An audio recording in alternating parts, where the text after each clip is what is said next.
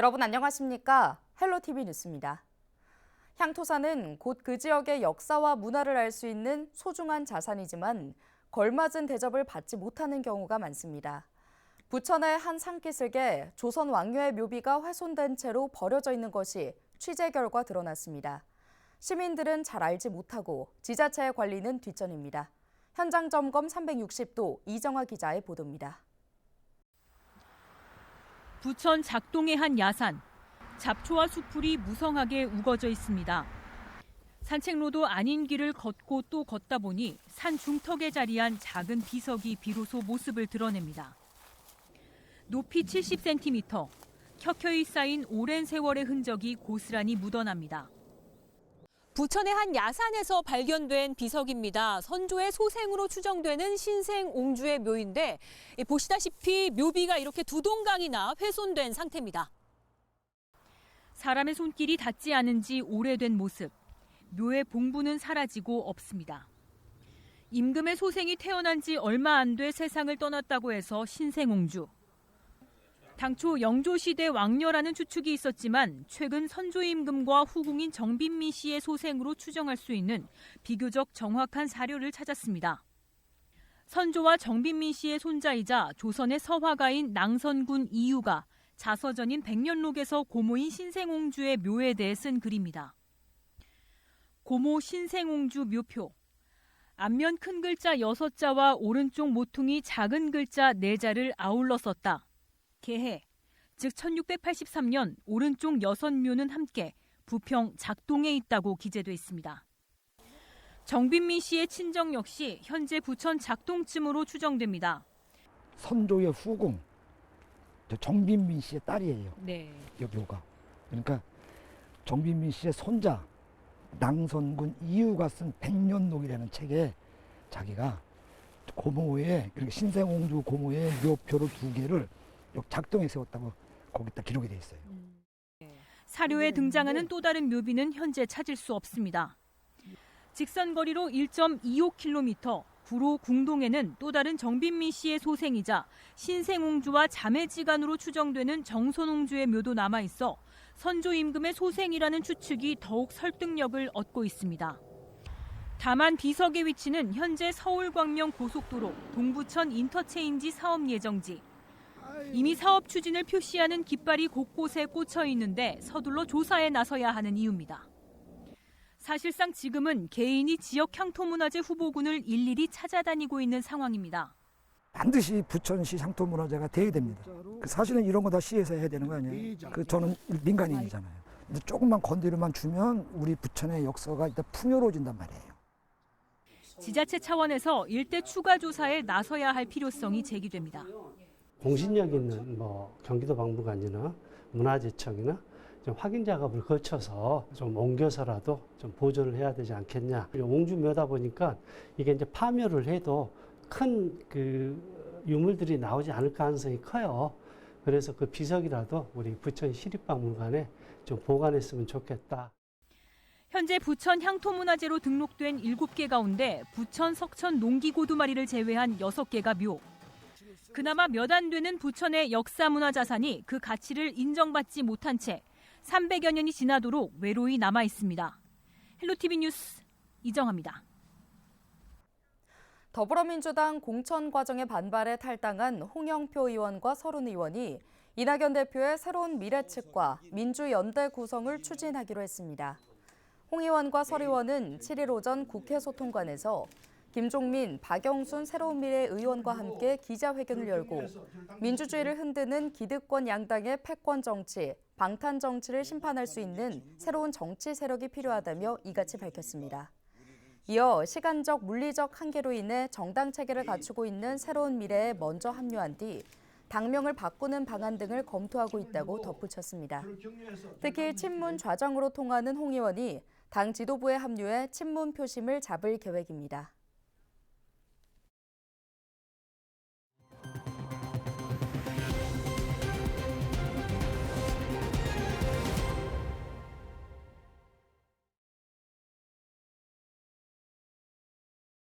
항의성 민원에 시달리던 공무원이 극단적인 선택을 하는 사건이 발생했습니다. 지역에서는 악성 민원으로부터 공무원을 보호할 수 있는 제도적인 장치가 필요하다는 목소리가 나옵니다. 김진재 기자입니다. 김포시청 앞에 고인을 추모하는 화환 수십 개가 설치됐습니다. 김포시가 사망한 시청 소속 공무원을 추모하기 위해 오는 8일까지 분향소를 운영하기로 결정한 겁니다. 지난 5일 김포시 구급공무원 A씨가 인천 서구 도로에 주차된 차량에서 숨진 채 발견됐습니다. 원래 차가 없었는데 그저께 이제 친구랑 같이 들어왔는데 그때 이제 쉬려고 가더라고. 가서 이제 딸려 나오는 이제 차 시신구 그 사람이 와가지고 저 유리 부시고.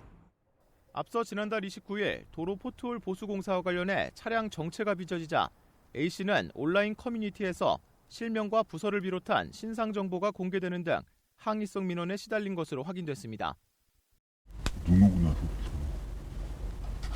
목소리 많이 생겨가지고 그러면 좀 걱정을 한 것 같아요. 그냥 차가 많이 막힌다고 전화가 좀 왔었던 것 같아요.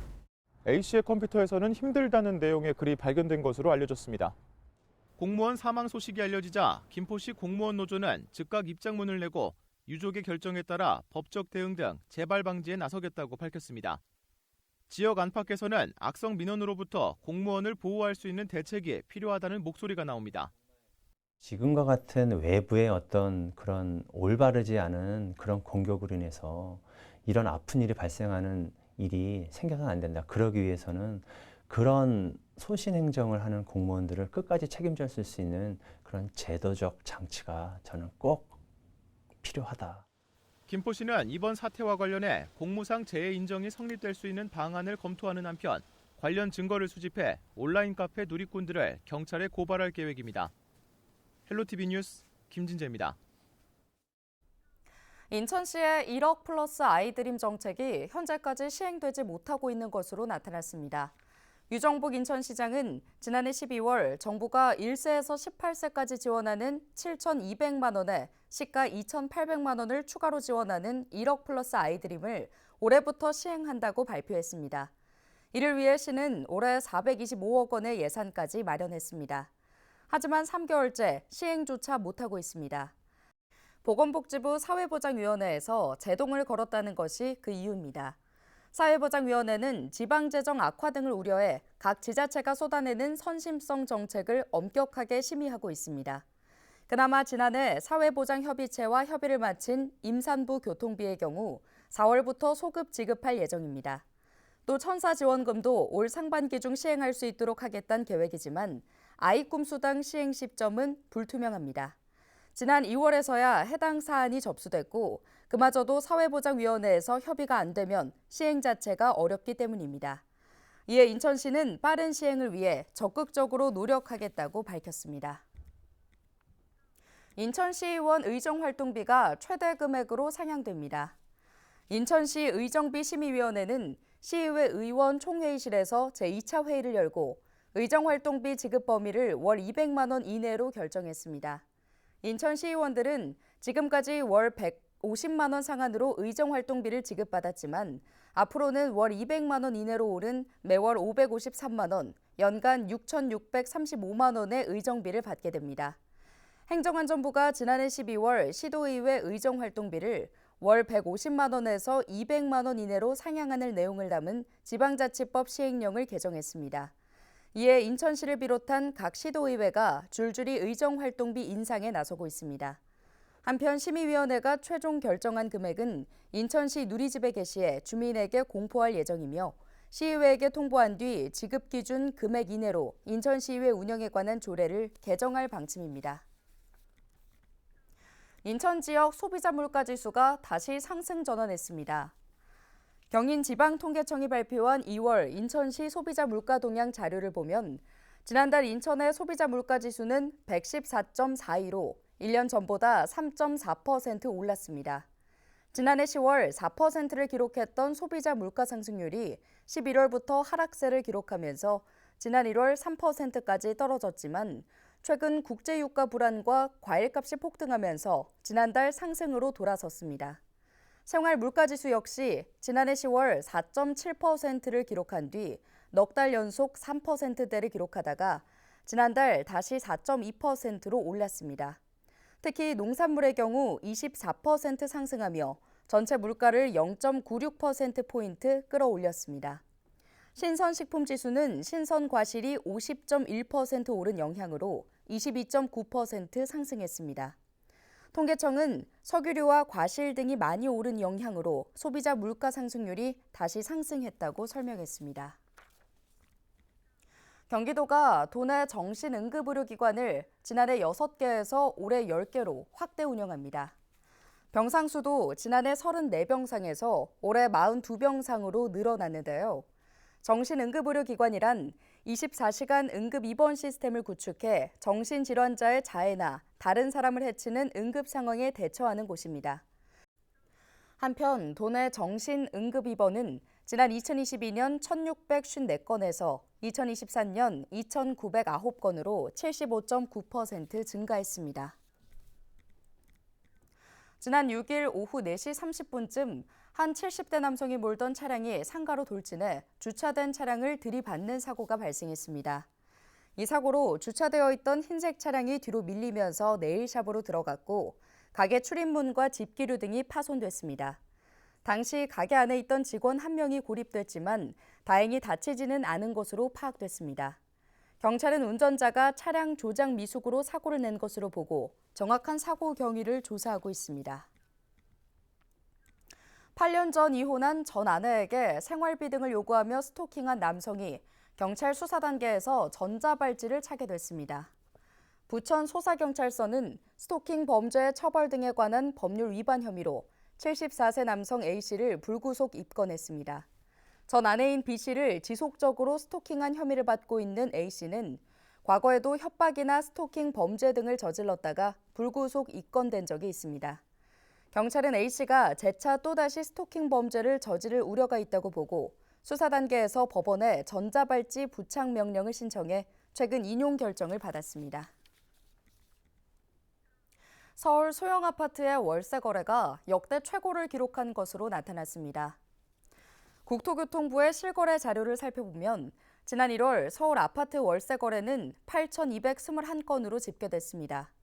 이 가운데 전용 면적 60제곱미터 이하 소형 아파트 거래는 5,214건으로 전체 63.8%를 기록했습니다.